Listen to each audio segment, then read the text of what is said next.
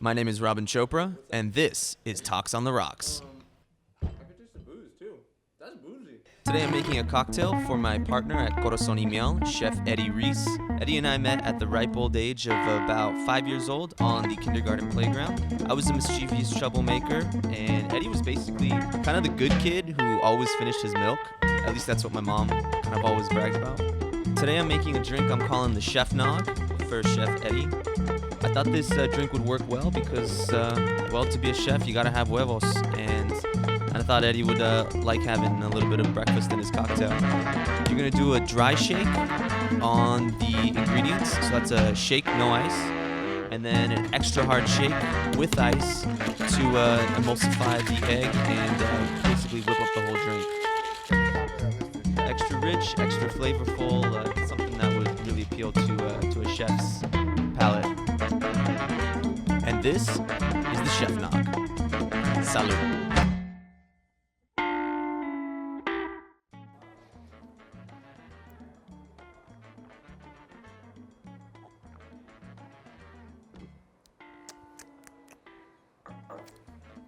I don't mess around.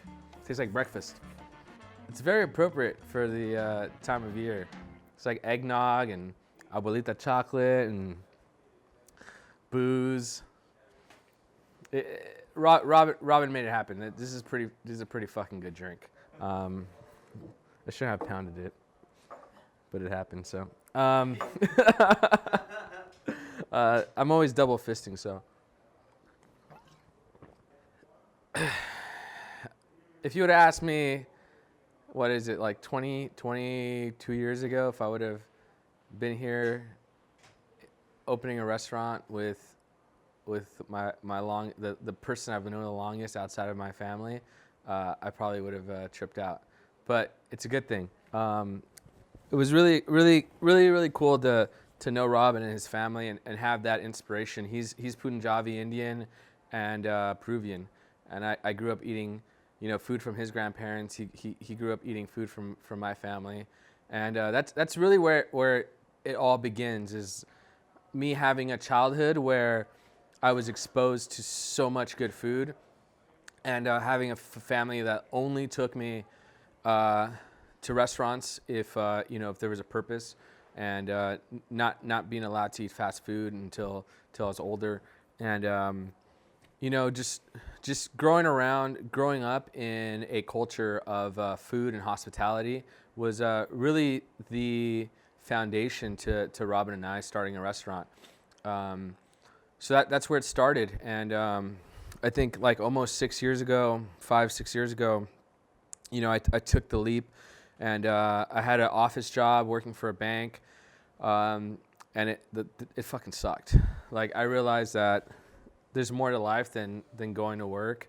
When you go to work on a Monday and people are already talking about Friday, that was kind of the turning point for me. I was like, it's fucking Monday. Like, why are you guys talking about you can't wait till it's Friday? Obviously, we all hate our jobs.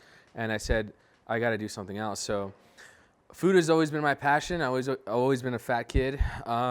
So I said, I'm going to go to culinary school and make it happen. So I did. And I just devoted my entire life, every minute, every day, reading a book or cooking or learning about an ingredient and surrounding myself around food.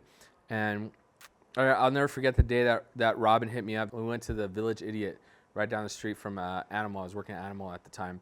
And we hit up the Village Idiot, and we got fucking wasted. And we got really wasted, and we started talking about, he hates his job. I want to do something more. Like, I had like this craving, this yearning to like start something. And we sat down, and he's like, well, let's just fucking start catering and start doing our own events. So we did.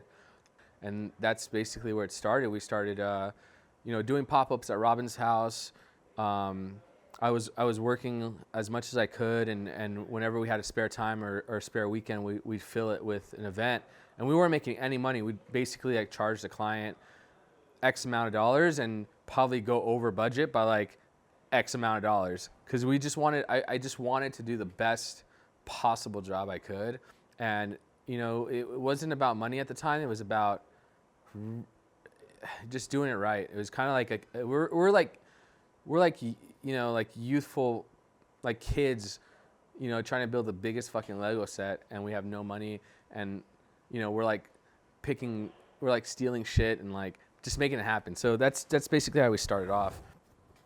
We we just did the best we could with what we had, and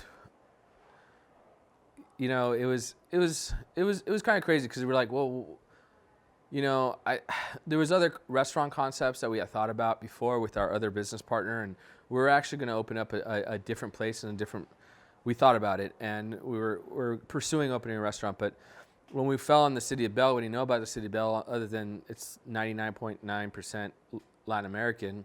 So that's inaccurate, by the way. I'm just going off. I'm just riffing. So we basically said we can't do the kind of food we were going to open up before.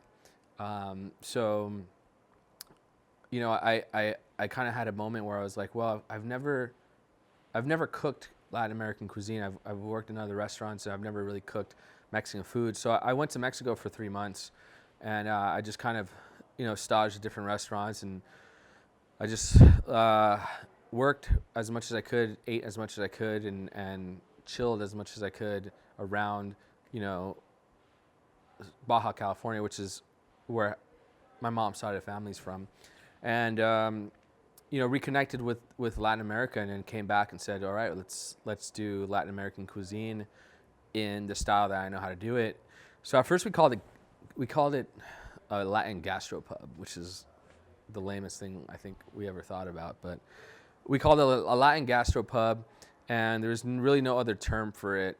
And we just went with it, and we Rob did the drinks, we did the food, and surprisingly, people were really receptive to it. And it's probably a month into it where Javier Cabral came in, and we thought he was like gonna be this fucking writer who came in and was just gonna be like uptight and just like, we had no idea what to expect. And he came in, it was just fucking, he was one of us. He was like punk rock, freaking t-shirt on, like. We ended up fucking just, I think we got drunk that night or something. I don't know. It's just like really cool to have this guy come in, and he just was not what we expected for a food writer, our first comp, for a restaurant. So it ended up being super cool. And then, a couple months after, Jonathan Gold came in, and Jonathan Gold was probably that first time he came in, it was like the most nerve-wracking thing. I told everybody to go off the line. And I think I cooked everything. I cooked everything that night, and I was just so nervous. And he came back again another time. And after that, I mean, it's really history. Like he put us on the 101. We were on the 101 list, I think, within the first 6 months of us opening, which was pretty awesome. And I'm very grateful for that. I'm very grateful for everybody who supported us in that. So. That happened, and after that, it just motivated me to surround myself around every positive role model, everybody who's doing what I want to do. Everything that we do, we just try to do it in the best of our ability, and we try not to fake the funk. So, keep saying but it's just been an exciting movement. And about a year ago, Bill Esparza wrote an article describing the cuisine that we have today. It's Alta California cuisine. I fell in love with the term, and it's something new. It's something that's never been done before, and that's the reality of it, is that our food and what we do every time we come into the restaurant and we go to farmers market and we come back, everything that we create is never been done before. It's inspired by Robin's grandparents, who are Punjabi, Indian, Peruvian, my grandparents who are Salvadorian, Mexican, and it's just the way I'm trained to cook and what I see and what I eat. There's no boundaries. Like I never limit my cooking to a specific style, or I just go for it. And till this day, I mean, I think today earlier, I'm redoing the menu right now, and Robin and I just kind of sat down, we threw some ideas out, and it's just what it is. It's we want to create something completely new and unique that's never been done before, and do it the way that people who I look up to are doing it right now, like Carlos Salgado and Wes Avila, and Ray, and just everybody out there who inspires me and motivates me to wake up at 5 o'clock in the morning and make things happen and get those long days out. That's the reason why we get up, and it's a real passion project. And there's never a day where I look and think about Friday or think about, it's Monday. It's just that's kind of the story, is like we do what we love and we hope that people respond to it positively, and not everybody does, but as long as most of the people are happy, and as long as our families are happy, and as long as we're happy doing what we're doing, like, who cares? Like, who cares about everybody else? It's just like, we do what we do in the best of our ability, and we love food, and we love cocktails, and we love doing shit like this. So that's what it is. That's our story. So if you like Talking to Rocks, or if you don't like Talking to Rocks, it doesn't matter. You still have to subscribe on the link right here.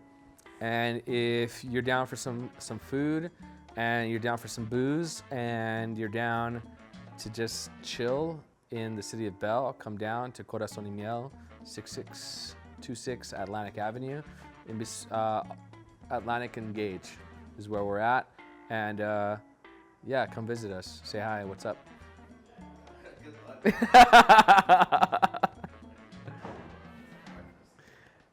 That's perfect thing to say right there.